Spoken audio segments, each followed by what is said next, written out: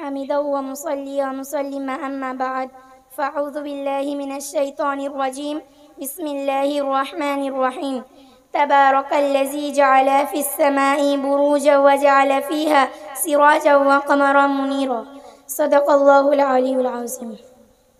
Respected President and Honorable Director, distinguished Principal, teachers and esteemed audience, firstly, I would like to welcome all of you with Islamic greeting. Assalamu alaikum wa rahmatullahi wa barakatuh. The topic of my today's speech is the glorious Quran and modern science.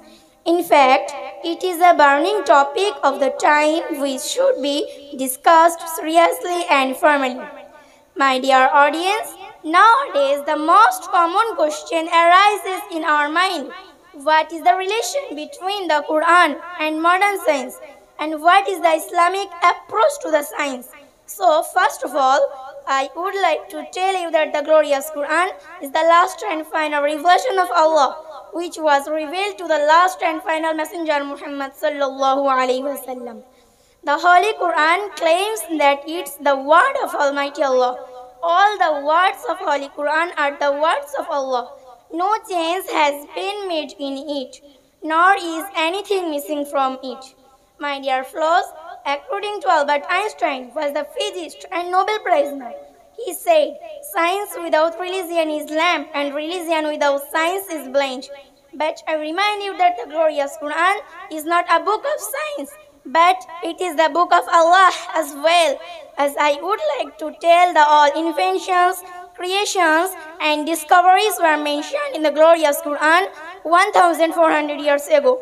Allah subhanahu wa ta'ala says in Surah Al-Furqan, chapter number 25, verse number 61, تَبَارَكَ الَّذِي جَعَلَ فِي السَّمَاءِ بُرُوجًا وَجَعَلَ فِيهَا سِرَاجًا وَقَمَرًا مُنِيرًا.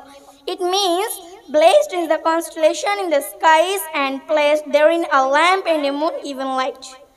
My beloved listeners, today European philosopher and scientist says that the earth stands in the center of the universe and every other body like the sun and moon move around it. Hereas it was told in the glorious Quran 1400 years ago. Allah subhanahu wa ta'ala says in Surah Al-Anbiya, chapter number 21, verse number 33, وَهُوَ الَّذِي خَلَقَ اللَّيْلَ وَالنَّهَارَ وَالشَّمْسَ وَالْقَمَرَ كُلُّ فِي فَلَكٍ يَسْبَحُونَ.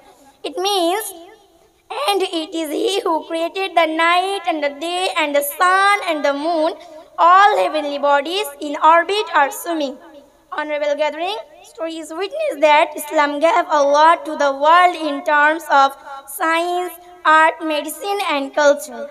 Muslim doctors and scientists thought deeply over the Quranic verses and they discovered various new things in the light of Quranic verses. It's reported that our Prophet Muhammad said, "There is no disease which has not seen a cure." Because of this hadith, Muslim doctors began to discover useful for treating different kinds of illness and they had been succeeded. Esteemed audience, at last, I would like to tell you that the glorious Quran and authentic hadith do not need science. Rather, science and technology need these sources to justify themselves.